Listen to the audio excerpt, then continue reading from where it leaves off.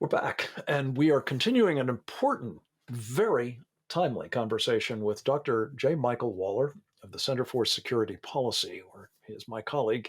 Mike is a specialist in political warfare, and we're talking about how it manifests itself, both with enemies, foreign and domestic. Mike, you were just talking about Trita Parsi, a man that the regime in Tehran has described as an Iranian lobbyist, for heaven's sakes, but who managed nonetheless during both, I think, the Obama years and now under the Biden team to inveigle his way into influential operations inside of our government.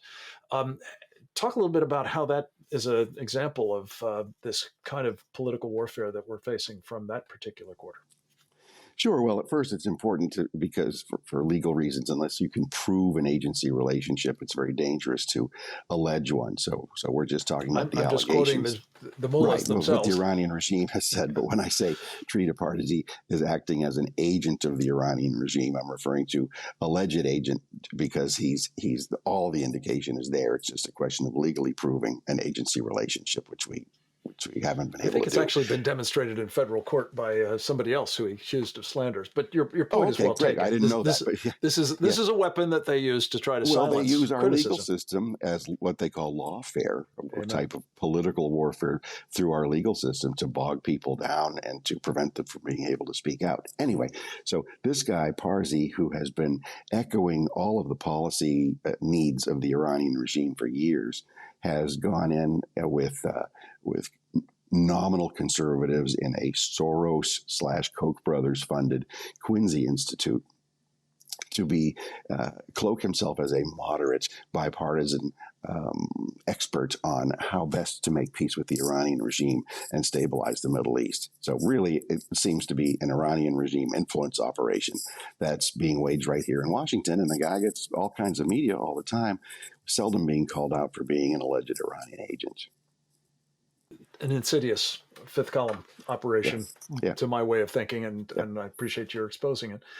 Mike, very quickly, we also are witnessing the Iranians, including their sort of foreign legion, Hezbollah, operating in Latin America along with the Chinese and Russians. A lot of that through the communists that have now taken over much of the continent and a sort of communist international, if you will, that has been operated. I guess initially under the sponsorship of Lula, a man who may be shortly coming back to power in Brazil, heaven help us, called the Forum of Sao Paulo. Give us a sense of what that operation, among other external forces, are doing to Latin America, a region you're very familiar with. Yeah, so we're dealing with now a new communist international in Latin America, based originally out of Cuba, backed by the Soviet Union. Then after the Soviet collapse, from Brazil, which had more cash than Cuba obviously had, run by this self-described Marxist Lula da Silva, who became president of the country. It's called the Forum of Sao Paulo, and it integrates all the different Marxist, left-wing, and other communist parties in Latin America, as well as anybody else who's hostile to the United States and Western values, like communist China, like Hezbollah, the Shiite terrorists, like even Muslim Brotherhood, the Sunni jihadis, and so forth. And it integrates them into a movement where they support one another to exploit the democratic systems across Central and South America to communize all of them. Yeah, achieve through political warfare Right. the takeover of these countries. Yeah. Mike, this brings us quickly, and we won't have time to do full justice to it, but you have been very closely following political warfare on the domestic side as well. A prime example of it seems to me to be the January 6th events. You worked very closely with Tucker Carlson and others, including Senator Ron Johnson, to expose what seems to have been an incident of direct action against, the right in the Congress and problems that have flowed from it for not only the people who were up on Capitol Hill in that occasion, some of whom have been incarcerated for over a year now. in some cases in solitary confinement, for heaven's sakes, and an instrument, it would seem, of political warfare against the rest of us through intimidation, if nothing else. Your thoughts?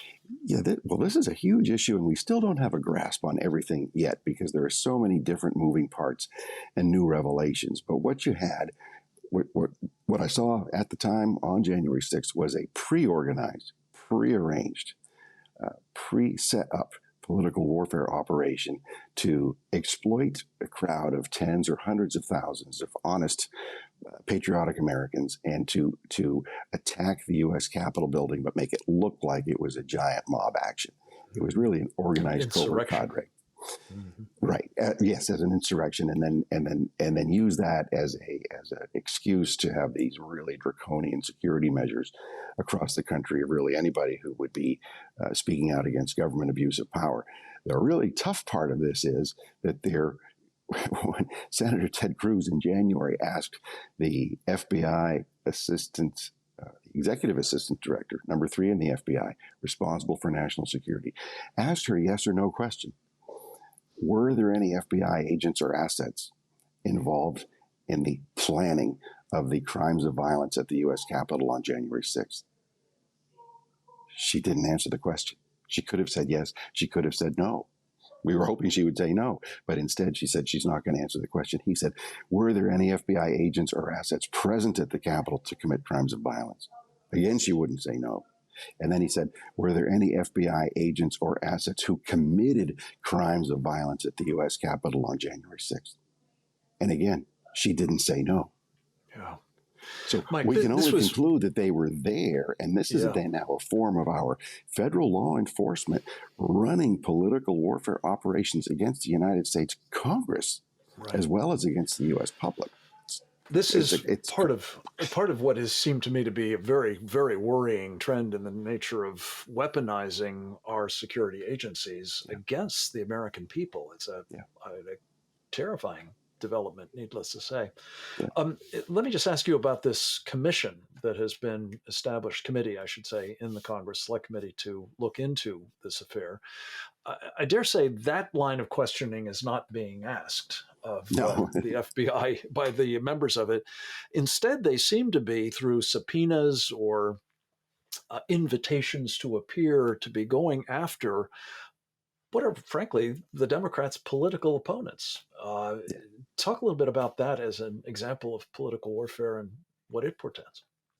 Well, the January 6th committee was so grotesquely set up that the Republican leadership in the House refused to have anything to do with it. And it wasn't to cover up anything. It was to simply say, this is all rigged as a dirt digging operation, and we're not going to have any part in it. So 2 liberal Republicans did take part in it. But really, if you look at what they're doing, is they are going on such it's like trawling for fish in the ocean. You're going to scoop up everything you can find. And now they're selectively leaking it to the press in order to attack the U.S. Supreme Court. You see the most recent things. You've got former White House Chief of Staff Mark Meadows dutifully turned over his text messages. And now they're using that to attack and to seek to impeach Supreme Court Justice Clarence Thomas. And they timed it while he was sick in the hospital. It's That's how grotesque this whole thing. It's become an attack not just on our on presidential political opponents, but on our very institutions. It is indeed. And unfortunately, Mike, as you know, this conversation has demonstrated, it is part of a very pervasive, insidious, and unfortunately, to some extent at least, highly effective form of warfare against our country by enemies, domestic as well as foreign, through the vehicle of political warfare. Your expertise on these subjects, Mike, is, I think, unparalleled, and it's very valued by us here at Securing America. I hope we'll have a chance to visit with you often in the days ahead because, frankly, we need to chronicle this, and we need to make sure that others understand exactly what's afoot and what it portends, as I say, for all of us. Thanks for the work you do at the Center for Security Policy. Mike Waller, come back to us again soon, if you would. We'll be speaking next up with Peter Pry.